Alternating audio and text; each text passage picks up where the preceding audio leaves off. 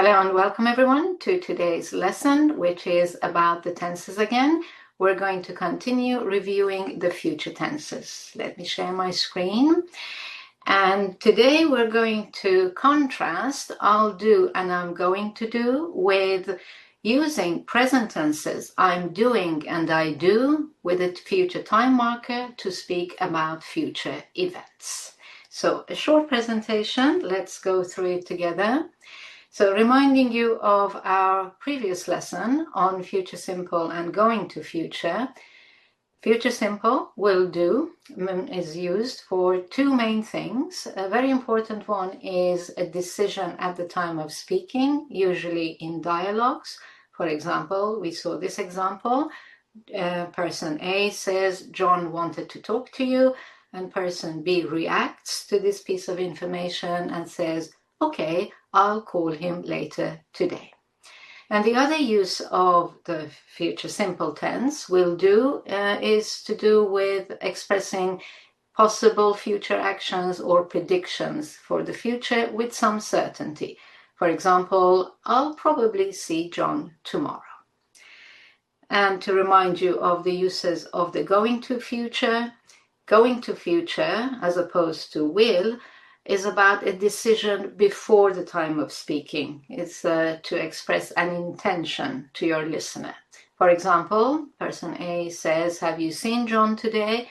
And person B, who has already decided, says, no, but I'm going to call him later today.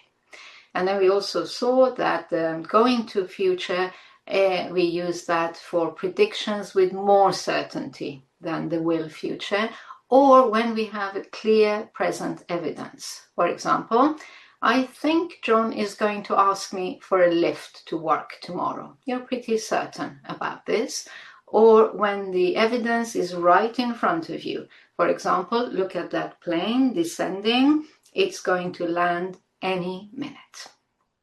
Now that brings us to when we must use present tenses for future events. And the most important one is when we speak about arrangements with other people. So in the same context, now things have moved on and A asks B, have you arranged to give John a lift? And now the answer B provides cannot be with future simple, like yes, I'll give John a lift, or going to future, I'm going to give John a lift. Now we switch to present continuous because it has become an arrangement, a commitment, an appointment. Yes, I'm giving John a lift to work tomorrow. And if we continue asking for more information about this arrangement, we stay in the present continuous tense. What time are you picking him up? Not what time will you or are you going to pick him up. What time are you picking him up? And the answer is, again, in the same tense, I'm picking him up at 7:45. Now, another situation where we must use the present continuous, or actually the present tense, is when there are pre-planned events and we are participating in them. For example, A says, are you available for a meeting next Tuesday? B's answer, I'm afraid not. I'm attending a 3-day conference next week because it's pre-planned, it's arranged. This person has booked himself onto this conference. So it wouldn't be correct to say, no, I will attend or I'm going to attend. It's I'm attending. It's a commitment. Now, in the context of having a pre-planned arrangement, when you then give details about the event itself, we switch from present continuous to present simple. So the question is not when is the conference starting, but when does the conference start, present simple. And the answer is it starts at 10 a.m. on Monday, and finishes at 4 p.m. on Wednesday. Now, don't think that it is only for pre-planned events. It doesn't matter whether it's a personal arrangement or a pre-planned event. When we mention what the people are doing in this future event, we usually use the present continuous tense. And when we speak about the scheduled activity, we usually use the present simple tense. So we would say we, so starting with we or the people, we are flying to Athens tonight. But then when we give the time of the flight, we switch. Our flight leaves at 8:15. Or Jim is attending, so Jim, starting your sentence with the person, Jim is attending a webinar tomorrow. Now, starting the sentence with the webinar, giving information about the webinar, we switch to present simple. The webinar starts at 9:30. Now, one other note that's important for your listening comprehension, so you don't get confused, it's that when it's clear from the context that we're talking about a personal intention rather than an arrangement, native speakers sometimes use the present continuous tense for intention as well. Again, I'm telling you this so you don't get confused when you hear it. So, for example, in the conversation, A says, "We're about to start the movie." Asking about the other person's intention, the correct tense is, "Are you going to watch it with us?" But you will often hear, "Are you watching it with us?"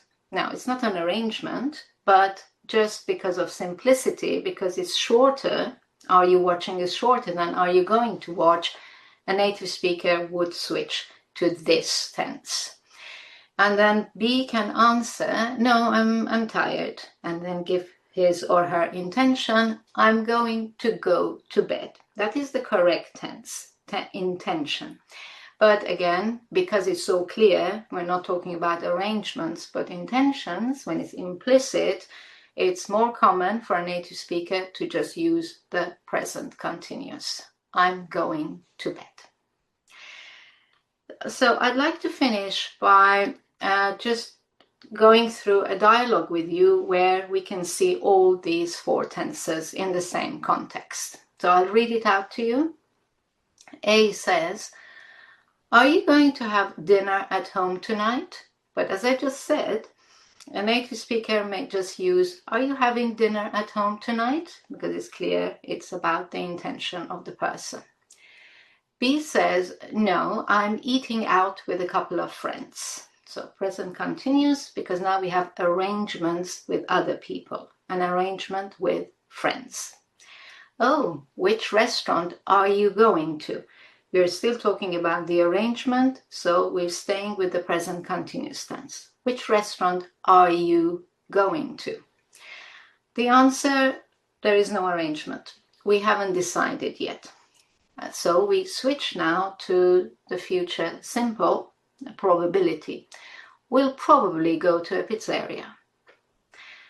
Next one. What time do you think you'll be back? Again, no arrangement, no intention, possibility in the future. What time do you think you'll be back?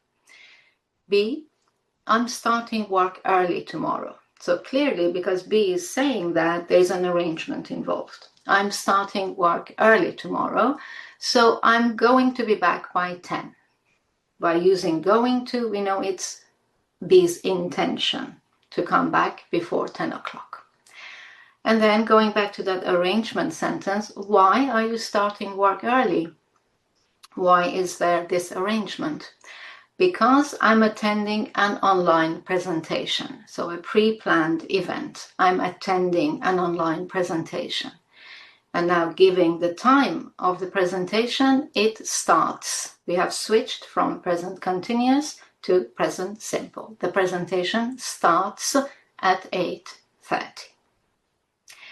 Right, so that's the end of the presentation. I hope it has clarified the use of present tenses for future events for you, and you can now use them and understand them more easily.